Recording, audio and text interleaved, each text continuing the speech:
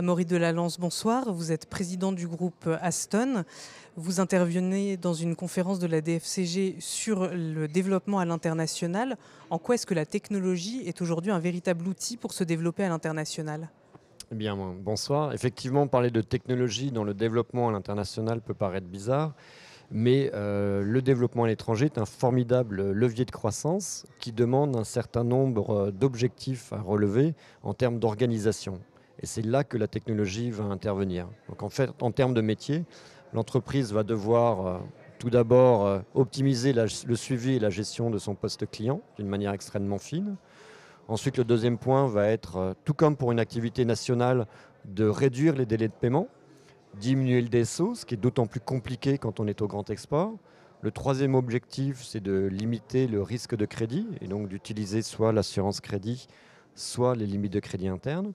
Et enfin, en particulier pour l'activité à l'international, ce qui se développe, ce sont des conditions, offrir à ses clients des conditions de paiement ou de financement plus larges, ce qu'on appelle l'open accounts.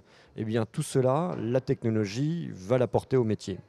Et alors justement, par rapport à ces objectifs métiers, quels sont les outils technologiques que vous utilisez ? Alors, on va utiliser des mots dont on entend beaucoup parler actuellement. Alors, tout d'abord, Aston est un opérateur technologique, une fintech, un éditeur de logiciels, c'est notre activité.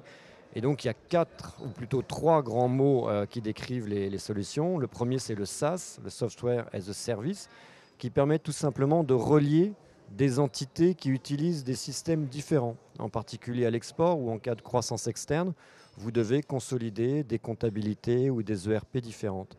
Eh bien, en utilisant le SaaS, on va avoir la possibilité de relier tous ces systèmes d'information. La deuxième technologie, c'est le cloud computing.